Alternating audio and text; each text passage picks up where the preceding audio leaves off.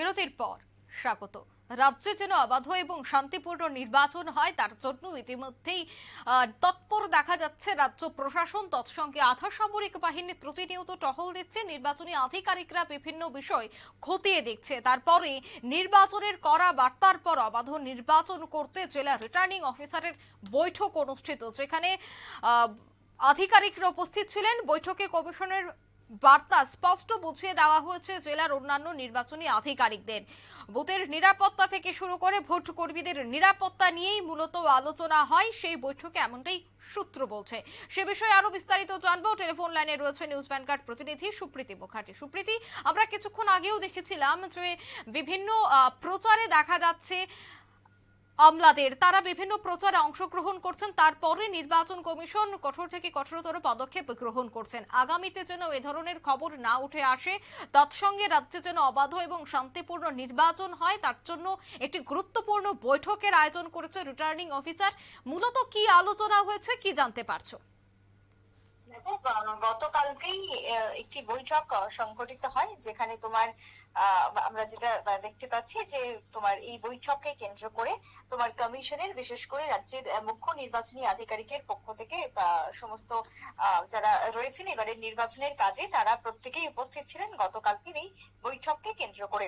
তবে দেখো, কমিশনের এক প্রকার কড়া বার্তা রয়েছে যে ভোটকে সুষ্ঠুভাবে সম্পন্ন করতে হবে, এবং তার জন্য এক প্রকার বলা যায় যে নির্দেশ দেওয়া হয়েছে জেলা রিটার্নিং অফিসার থেকে শুরু করে যারা ভোট কর্মীরা রয়েছেন প্রত্যেকের কাছে কিন্তু এই নির্দেশিকা পৌঁছে গেছে।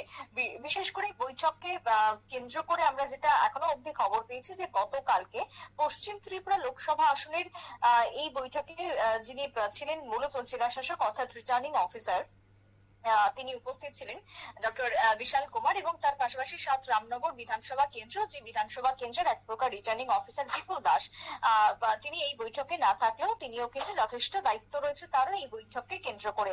তবে এসপি, এসডিএম থেকে শুরু করে এসডিপিও এবং আরও প্রত্যেকে এই বৈঠকে উপস্থিত ছিলেন গতকালকে। দেখো, আমরা সেই ছবি দেখাচ্ছি দর্শকদের সামনে, যেখানে তোমার পশ্চিম লোকসভা নির্বাচনকে কেন্দ্র করে এবং তার সঙ্গে সাত রামনগর বিধানসভা নির্বাচনকে কেন্দ্র করে এই বিশেষ বৈঠকটির আয়োজন করা হয়। জেলা শাসক অর্থাৎ রিটার্নিং অফিসারের কার্যালয়ে বৈঠকটির আয়োজন হয়, যেখানে সমস্ত প্রস্তুতি এক প্রকার করা হয়েছে বলেই আমরা জানতে পারছি। অর্থাৎ এবারের ভোট মৌসুমকে সামনে রেখে দুটি যেহেতু ভোট রয়েছে একই দিনে, প্রথম দফার ভোটের সঙ্গেই তোমার রয়েছে উপনির্বাচন, তাই সেই ভোটকে কিন্তু কখনোই কোনোভাবে হালকা করে নিচ্ছে না রাজ্য প্রশাসন।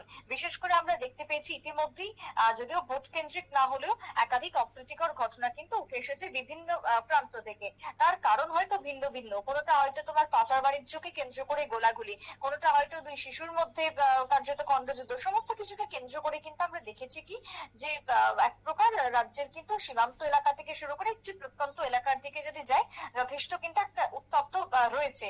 তাই সেই ক্ষেত্রে দাঁড়িয়ে তার আজ যাতে কোনো রকম ভাবে নির্বাচনী কোনো ক্ষেত্রে না পড়ে, ভোট যাতে সুষ্ঠুভাবে সম্পন্ন হয়, তার জন্য নির্বাচন কমিশন এক প্রকার তৎপর। ইতিমধ্যেই প্রতিটা জায়গাতে, প্রতিটা বুথে বুথে তোমার জেলা শাসক যারা রয়েছেন, মহকুমা শাসক যারা রয়েছেন, তারা সর্বদলীয় বৈঠক করছেন। এই সর্বদলীয় বৈঠকের মানে কি, যেখানে প্রতিটা রাজনৈতিক দলের একজন করে প্রতিনিধি উপস্থিত থাকছেন, তার সঙ্গে তোমার আরক্ষা প্রশাসনের কর্মীরা উপস্থিত থাকছেন। একাধিক বৈঠক কিন্তু আমরা দেখতে পাচ্ছি বিভিন্ন প্রান্তে।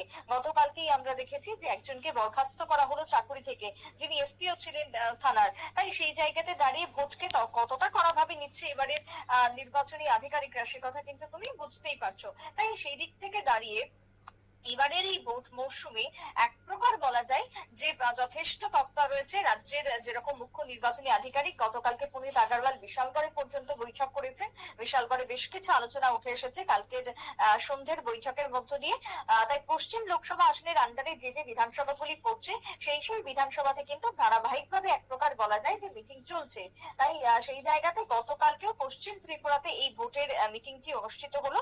এই ভোটের মিটিং থেকে আগামী দিনে কি কি রণকৌশল দেওয়া প্রয়োজন, হাতে আর একেবারেই সময় নেই। কারণ আজকে তোমার 5 তারিখ হয়ে গেল, 19 তারিখে ভোট। অর্থাৎ বুঝতে পারছো এই অল্প সময়ের মধ্যে সবটাকে সম্পন্ন করতে হবে। তার জন্যই এক প্রকার বলা যায় যে জোরদার প্রস্তুতি চলছে, এবং এই প্রস্তুতি স্বরূপ একের পর এক মিটিং চলছে, এবং যেটা আগামী দিন পর্যন্ত চলবে, যতদিন না পর্যন্ত ভোট শেষ হচ্ছে ততদিন পর্যন্ত এই তদারকি চলবে। এবং এসপিও, এসডিপিও যারা উপস্থিত ছিলেন তাদেরকে নির্দেশ দেওয়া হচ্ছে কোন কোন থানা এলাকায় কি কি করতে হবে। কারণ রুটমার্চ যেরকম ভাবে চলছে, সেখানে যেরকম যেরকম কেন্দ্রীয় আধাসামরিক বাহিনী উপস্থিত রয়েছেন, তার সঙ্গে নির্বাচন মানেই আমরা দেখেছি যে কোথায় কত টাকা সিজ করা হচ্ছে, কোথায় পাচার আটকানো হচ্ছে, সেটা কিন্তু একটা বড়সড় অঙ্গ। তাই এই পাচার বাণিজ্য রোখার জন্য পুলিশ, এসডিপিও এবং স্থানীয় থানার ওসিদেরকে নির্দেশ দেওয়া হয়েছে গতকালকের এই বৈঠক থেকে, যেমনটা উঠে আসলো। অঙ্কিতা। একদমই, ধন্যবাদ সুপ্রীতি। অর্থাৎ বুথের নিরাপত্তা তৎসঙ্গে রাজ্যে যেন শান্তিপূর্ণভাবে ভোট গ্রহণ প্রক্রিয়া চলে তার জন্যই করা বার্তা এবার নির্বাচন কমিশনের।